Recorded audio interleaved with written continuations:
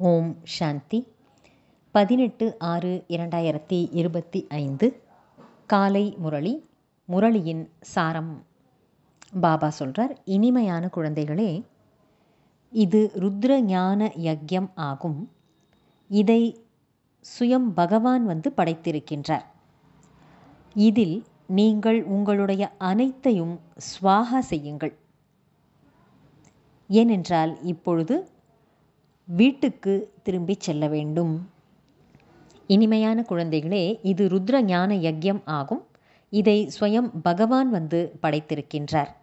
இதில் நீங்கள் உங்களுடைய அனைத்தையும் ஸ்வாகா செய்யுங்கள். ஏனெனில் இப்போது வீடு திரும்பி செல்ல வேண்டும். கேள்வி: சங்கம யுகத்தில் எந்த ஒரு அதிசயமான விளையாட்டு நடக்கிறது? பதில்: பகவானால் படைக்கப்பட்ட யக்யத்தில்தான் அசுரர்களின் தடை ஏற்படுகிறது. இது கூட சங்கம யுகத்தில்தான் அதிசயமான விளையாட்டாக நடக்கிறது. இது போன்ற யக்யம் முழு கல்பத்திலும் வேறு எப்போதும் படைக்கப்படுவது இல்லை.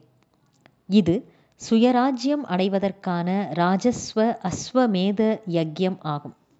இதில்தான் தடை ஏற்படுகிறது. ஓம் சாந்தி. நீங்கள் எங்கே அமர்ந்திருக்கிறீர்கள்? இதனை பள்ளிக்கூடம் அல்லது பல்கலைக்கழகம் என்றும் சொல்லலாம். இது விஸ்வ வித்யாலயம் ஆகும். இந்த விஸ்வ வித்யாலயத்தின் ஈஸ்வரிய கிளை நிலையங்கள் இருக்கின்றன. பாபா பெரியதிலும் பெரிய பல்கலைக்கழகத்தை திறந்திருக்கின்றார். சாஸ்திரங்களில் ருத்ர ஞான யக்யம் என்று எழுதிவிட்டார்கள்.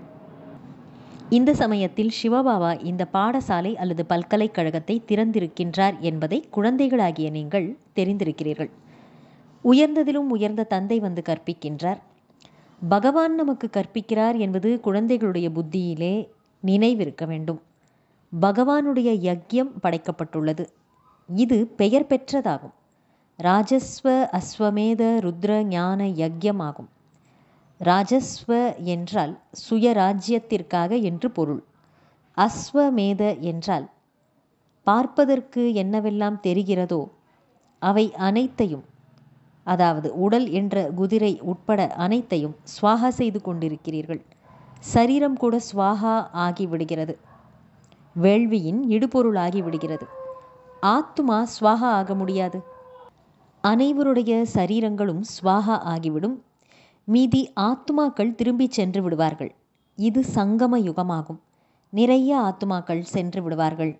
மீதி சரீரங்கள் அழிந்து போய்விடும். இவை அனைத்தும் நாடகம் ஆகும். நீங்கள் நாடகத்தின் கட்டுப்பாட்டில் நடந்து கொண்டிருக்கிறீர்கள். பாபா கூறுகின்றார், நான் ராஜஸ்வ யக்யம் படைத்திருக்கின்றேன். இது நாடகத்தின் திட்டப்படி படைக்கப்பட்டிருக்கிறது. நான் யக்யத்தை படைத்தேன் என்று சொல்ல முடியாது. நாடகத்தின் திட்டப்படி குழந்தைகளாகிய உங்களுக்கு கற்பிப்பதற்காக கல்பத்திற்கு முன் போல ஞான யக்யம் படைக்கப்பட்டுள்ளது.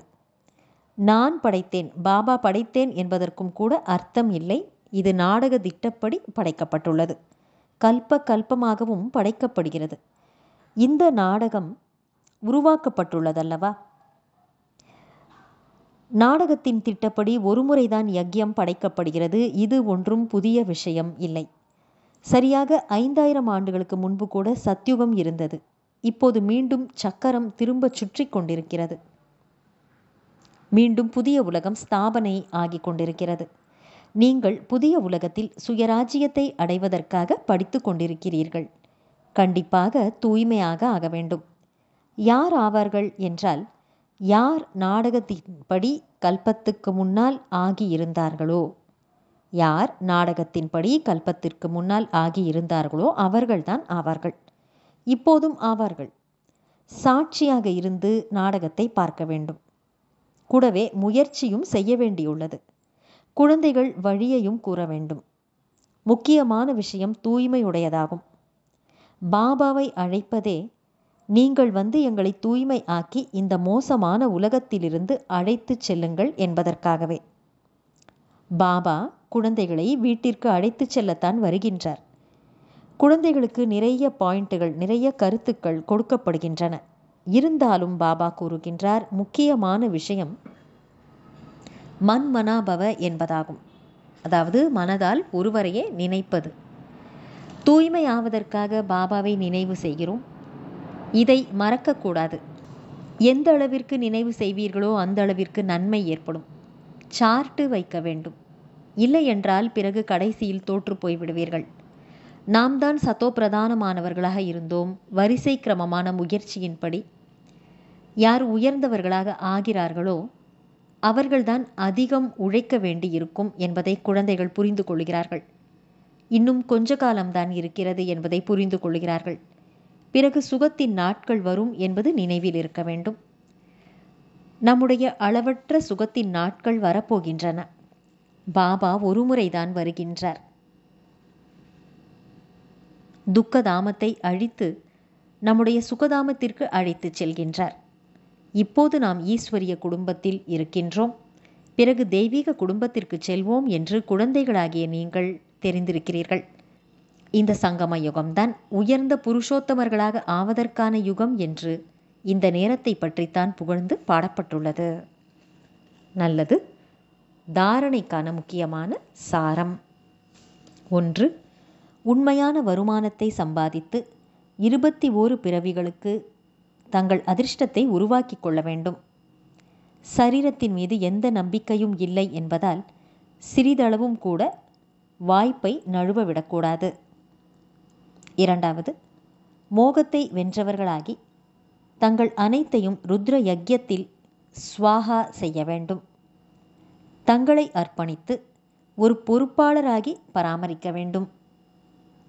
சாகார தந்தை பிரம்மா பாபாவை பின்பற்ற வேண்டும். வரதானம். ஈஸ்வரிய போதையின் மூலம் பழைய உலகத்தை மறக்கக்கூடிய அனைத்து பிராப்திகளால் நிரம்பியவர் ஆகுக. சர்வ பிராப்தி சம்பன்னம் ஆகுக. ஈஸ்வரிய போதையின் மூலம் பழைய உலகத்தை மறக்கக்கூடிய சர்வ பிராப்தி சம்பன்னமானவர், அனைத்து பிராப்திகளால் நிறைந்தவர் ஆகுக. விளக்கம். எப்படி உலகத்தினுடைய போதை அனைத்தையும் மறக்க வைக்கிறதோ அதுபோல இந்த ஈஸ்வரிய போதை என்பது துக்கங்களின் உலகத்தை சகஜமாகவே மறக்க வைத்துவிடும். உலகிய போதையிலோ அதிக நஷ்டம் ஏற்பட்டு விடுகிறது. அதிகம் அருந்துவதால் அவர்கள் அழிந்து போகிறார்கள். ஆனால் இந்த போதை அழிவற்றதாக்கிவிடும். யார் சதா ஈஸ்வரிய போதையில் மூழ்கி இருக்கிறார்களோ அவர்கள் அனைத்து பிராப்திகளால் நிறைந்தவர்கள் ஆகிவிடுகிறார்கள். ஒரு பாபாவை தவிர வேறு யாரும் இல்லை என்ற நினைவின் மூலம் அவர்களுக்கு சக்தி கிடைத்துவிடும். ஸ்லோகன். ஒருவர் மற்றவரை காப்பி அடிப்பதற்கு பதிலாக தந்தையை காப்பி அடியுங்கள். நல்லது. இனிமையிலும் இனிமையான வெகு காலம் கழித்து காணாமல் போய் மீண்டும் தேடி கண்டெடுக்கப்பட்டுள்ள செல்லமான குழந்தைகளுக்கு தாயும் தந்தையுமான பாப்தாதாவின் அன்பான நினைவுகள் மற்றும் காலை வணக்கம். ஆன்மீக குழந்தைகளுக்கு ஆன்மீக தந்தையின் நமஸ்காரம். ஆன்மீக தந்தைக்கு ஆன்மீக குழந்தைகளின் நமஸ்காரம். அவ்யக்த சமிக்கை. ஆன்மீக நிலையில் இருப்பதற்கான பயிற்சி செய்யுங்கள். உள்நோக்கு முகமுள்ளவர் ஆகுங்கள். உள்முக நோக்கில் இருப்பவர்கள்தான் ஒவ்வொரு ஞான ரத்தினத்தின் ஆழத்தில் செல்ல முடியும்.